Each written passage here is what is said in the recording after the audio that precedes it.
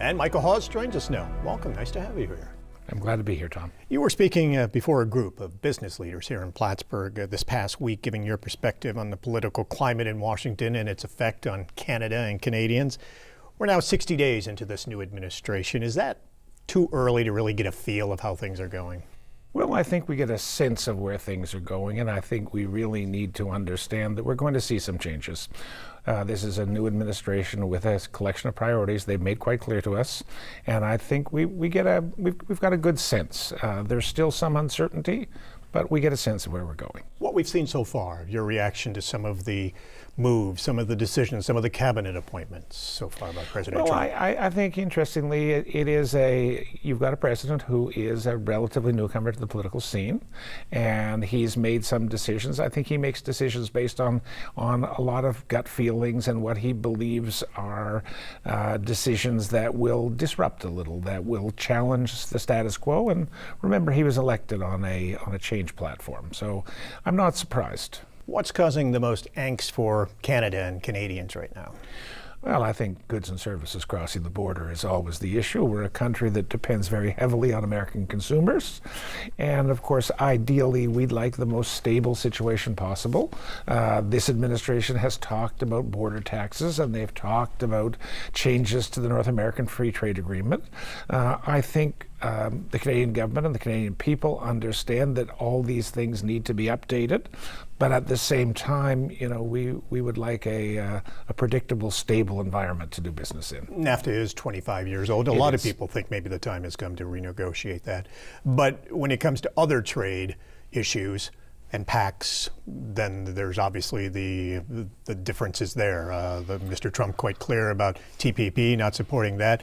Canada supporting that. Is that going to cause problems for the relationship? Well, I hope not. I hope that they can get beyond acronyms and language and understand that Mr. Trump has a platform that he ran on, and a platform that he seems to want to stick to, and part of that is a concern that some of these trade agreements may divert jobs elsewhere.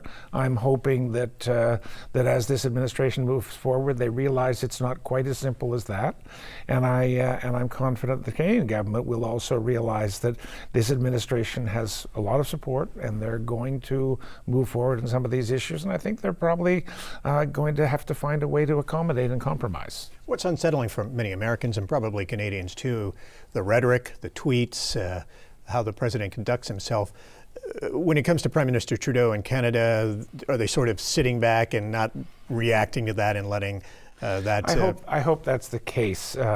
Certainly, Mr. Trump has taken this to a different level, but in Canada, as you can appreciate, our politics are not nearly as exciting. There's a much quieter view. Elections are a much shorter length of time. The public discourse isn't quite as heated. It's not a blood sport in the same way.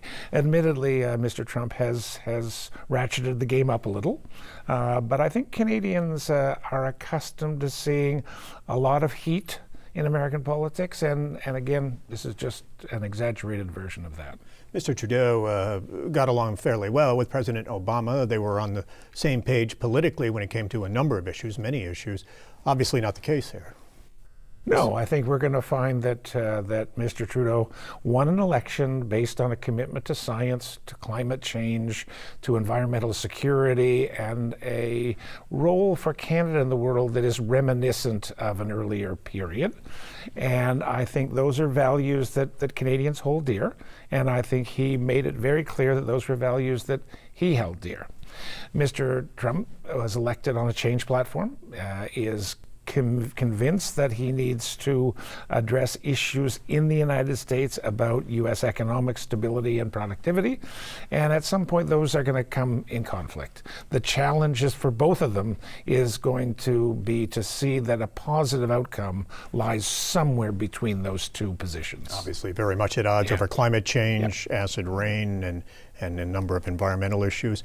When it comes to defense, of course, Mr. Trump criticizing NATO, saying that a number of nations should carry their weight more. Are you anticipating that he may direct the same thing toward Canada when it comes to defense? I think so. I think there had been a long discussion between the two countries about burden sharing.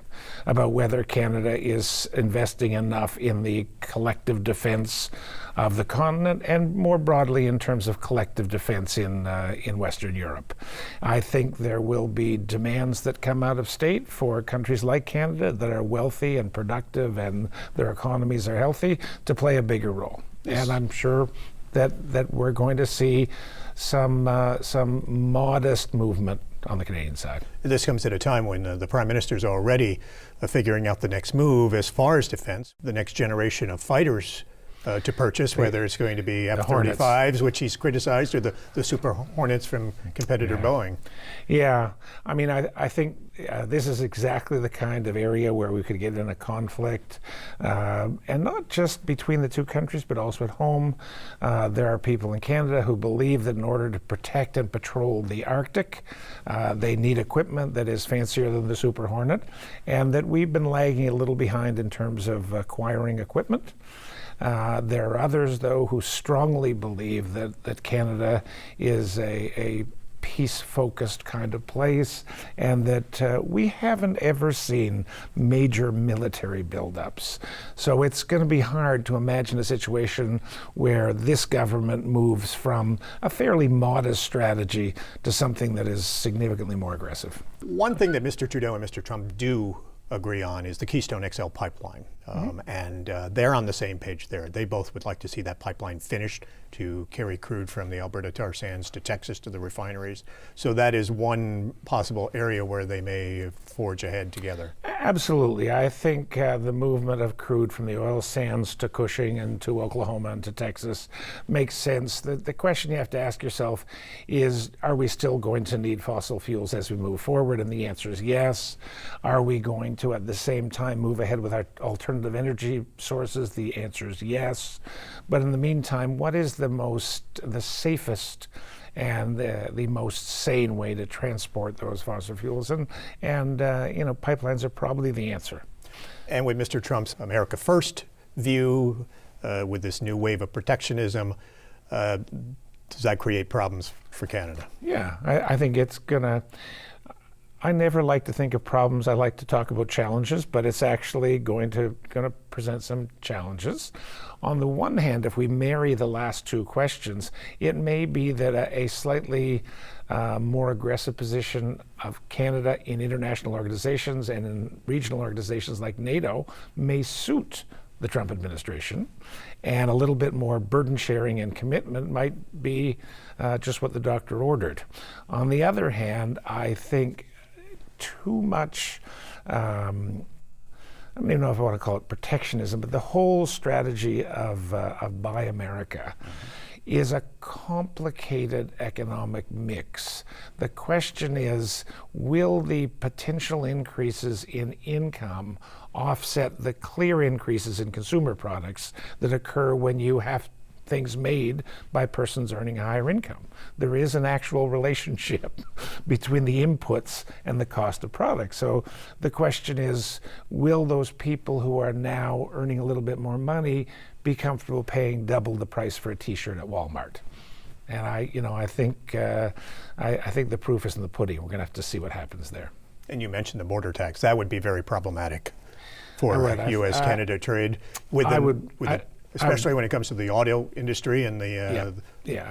I mean, the border tax is, there's no other way to look at this. It appears to be punitive, and I think that's not the path to a healthy relationship. If you can think of personal relationships, any behavior that's punitive or even appears mean-spirited, not that it necessarily is negative. I think we need to find constructive solutions to Mr. Trump meeting the expectations of his constituents, and also having a strong and productive economic relationship with his closest neighbor and biggest trading partner. Biggest trading partner. Yeah. You mentioned that. We'll pick up on that. Do you think much of Mr. Trump's focus will be on Mexico, and that ultimately the relationship between the U.S. and Canada will be something that they won't mess with that much? I'm hopeful. I'm hopeful. Not that I want there to be a negative relationship between the United States and Mexico, but just because of the way the U.S.-Mexico relationship was handled during the campaign, I think it's something that a lot of his supporters feel is a problem and has to be resolved. So I think this administration will, maybe even must, address the situation in Mexico. I'm not sure it's as dire or as serious as he suggests, but there are issues with the movement of people. And there are issues that clearly some Americans were vocal about, and clearly Mr. Trump engaged on. It's possible that if most of the attention in North America is southward looking, might take some pressure off those of us in the north. Could be simultaneous, though, you know. And is the hope of many Canadians that give it 6 months, give it a year, that perhaps if there isn't major disruptions, then that's a positive sign? Yeah, I think our hope, like in any relationship, there's a honeymoon period, and there are fights, and there are conflicts, and there are challenges. But in any strong, stable relationship, that at some point this calms down. We learn how exactly to dance. We learn what the needs are of the other partner, and we focus on a more constructive path.